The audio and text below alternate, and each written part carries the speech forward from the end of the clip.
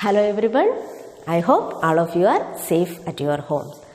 And last class we discussed about the structure of neuron, how the impulses are passing through the neuron, synapse, everything. So today we can study a new topic of that chapter, control and coordination.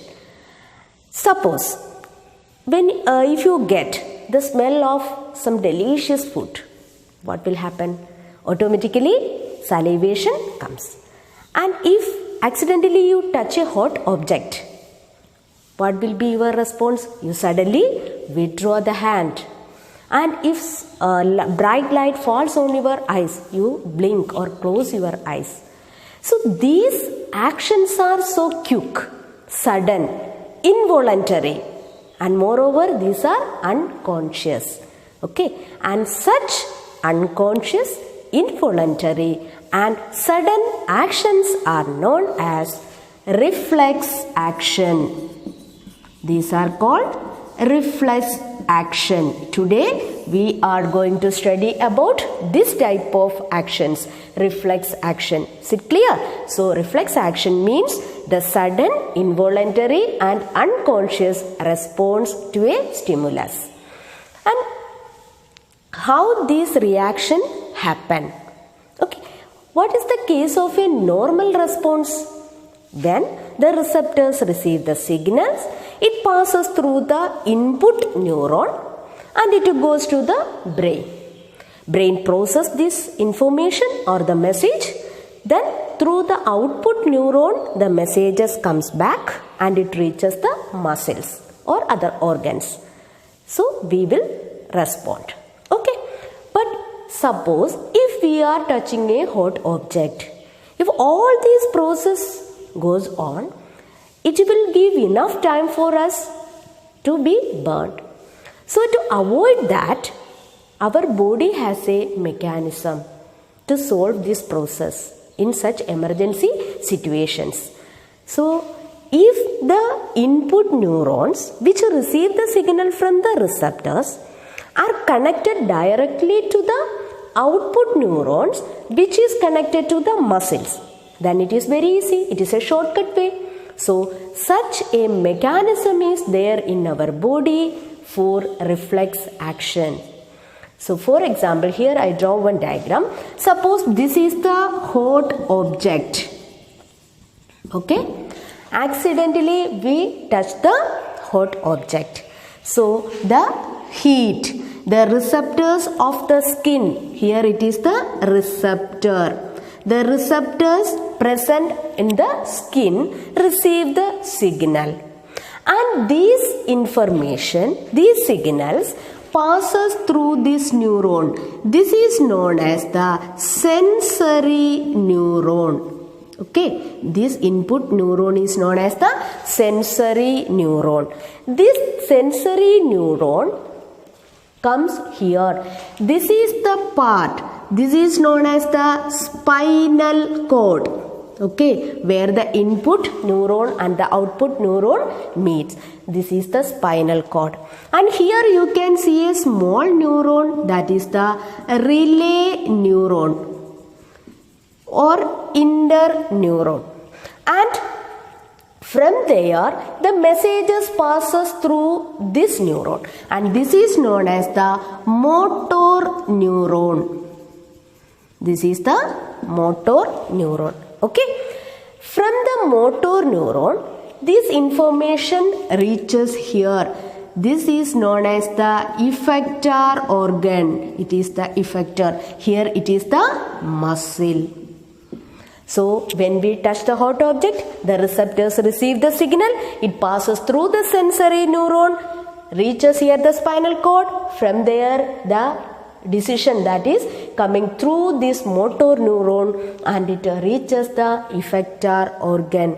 It may be normally a muscle or a gland.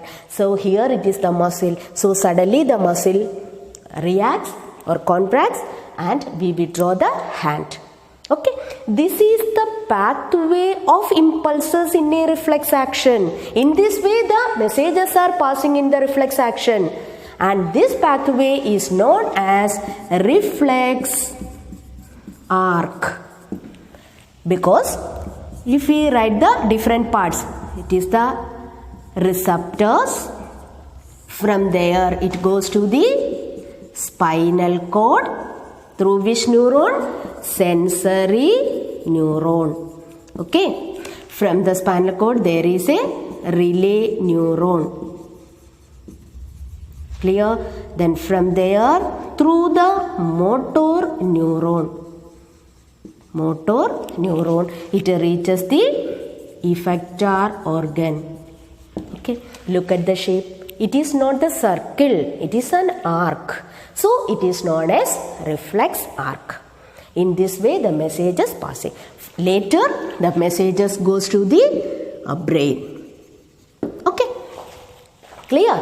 So this reflex action, it is the sudden action, involuntary action, unconscious action, and the pathway of impulses in a reflex action is known as reflex arc. All these things are very important, and many times this question asked in the board exam also.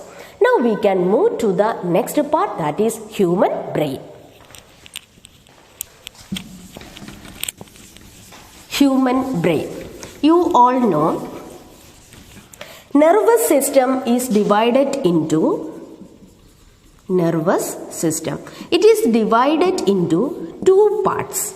Okay, that is central nervous system and peripheral nervous system. Okay, so nervous system is divided into two: central nervous system and peripheral nervous system. The main parts of central nervous system are brain and spinal cord. Brain and spinal cord. And this brain and spinal cord, it is connected to different organs. Okay. It is connected to the different organs through nerves. These nerves constitute the peripheral nervous system. So, some nerves arise from the brain. That nerves are known as the cranial nerves. Cranial nerves. The nerves arising from the brain is known as cranial nerves, and those nerves arising from the spinal cord is known as spinal nerves. Spinal nerves. Okay. So, the parts of central nervous system, brain and spinal cord, peripheral nervous system, all the nerves, that is the nerves arising from brain and the nerves arising from spinal cord. With the help of these nerves, this brain and spinal cord communicate with the different organs of the body. Now, check the structure of human brain. Where it is placed? Where our human brain is placed? It is placed in the cranium or skull. This bony cavity is known as the cranium. Okay, it is known as cranium or skull. And in addition to that, for giving additional protection, it is surrounded by 3 layers of membrane. These are known as meninges. Meningeal membrane. Okay, meninges is there, and in between the layers, a fluid is also present. It is known as cerebrospinal fluid. Okay, so in this way the brain is protected. So here the brain, for convenience, we can classify brain into 3 different parts. Okay, first I have to complete this diagram. I will make a rough sketch.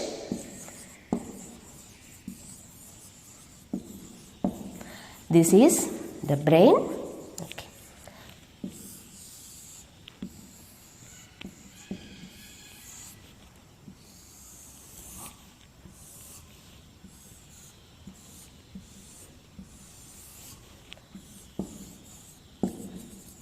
So, this brain, I told, the membranes are there, 3 layers are there.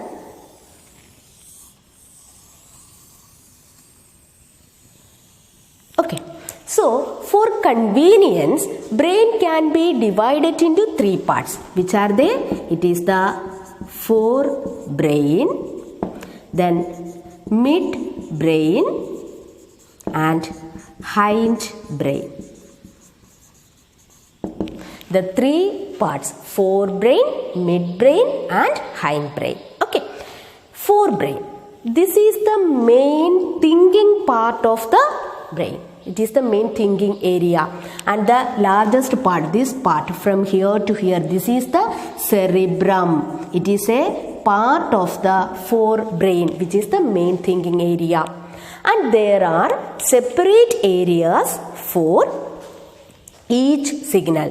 For example, we are seeing, we are hearing, we are smelling. Separate areas, special areas are there in the forebrain to detect these things, these senses. Okay, and this forebrain, there are three areas. The first one is known as the sensory area. It is known as the sensory area. The function of sensory area is to collect the information from the receptors. Okay, this sensory area receive all the signals from the receptors, and from there it goes to another area known as the association area. Association area. What is the role of association area? It interprets the information received by the sensory area, and already some informations are stored there. Okay, it interprets both the information and decision is taken accordingly. And this decision, this information passes to next area known as the motor area. It is connected to the muscles, so it can respond accordingly. For example, suppose if you are seeing a person the first time, okay, you see that person and you hear the sound, so your receptors, when you see, the photoreceptors receive the signal, you hear the sound, so the receptors present in the ear also receive the signal. Both this information first reaches here, then it goes to association area. Information is stored there. After 1 month, you are meeting the same person. Okay, at that time again your receptors are receiving the signals.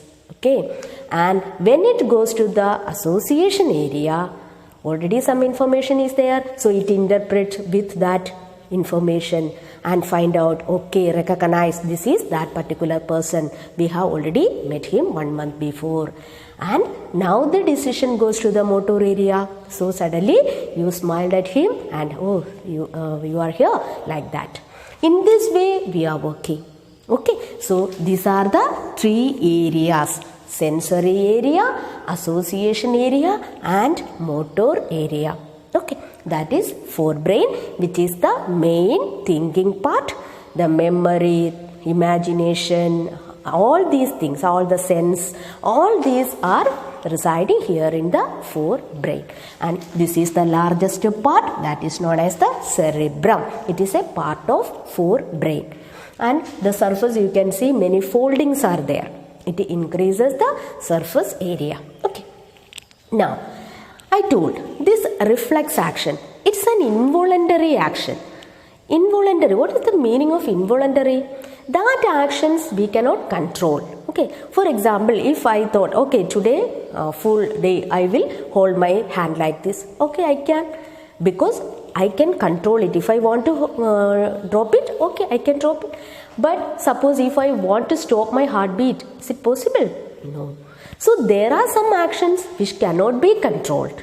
These actions are known as involuntary actions.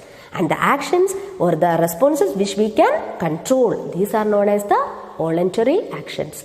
So here most of the involuntary vital activities are controlled by the midbrain and hindbrain. Okay, most of the activities are controlled by involuntary actions are controlled by midbrain and hindbrain. And there is a part in the hindbrain called medulla. This is known as the medulla, medulla oblongata or simply medulla, which help to control involuntary actions like blood pressure, salivation, vomiting, etc. All these involuntary actions are controlled by medulla. It is very important. You can expect a question in the board exam also. Function of medulla. It controls blood pressure, salivation, vomiting, etc.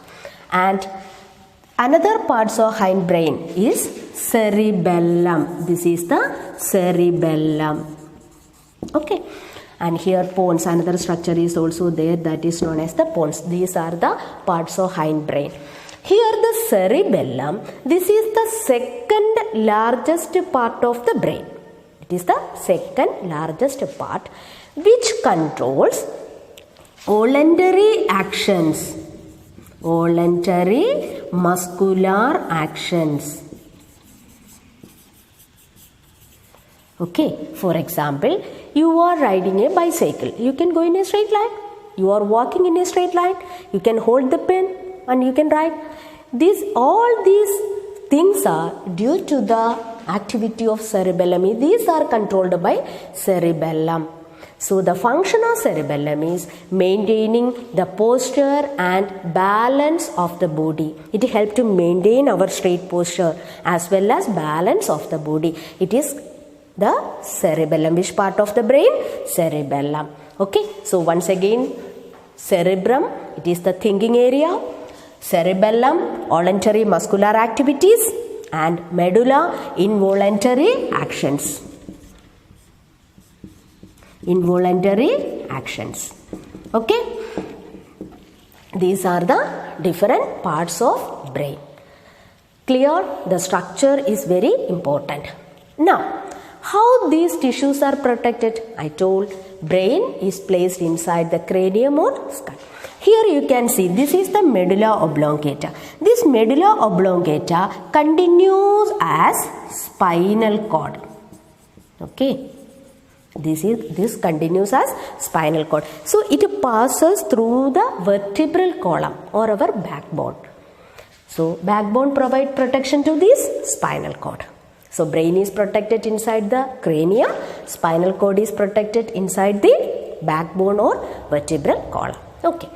Now, when this signal reaches the muscles, how these muscles are able to react?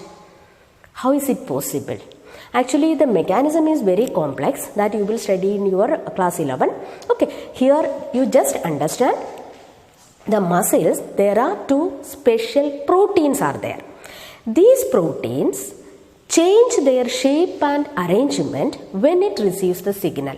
When the signal reaches the muscle, the proteins change their shape and arrangement.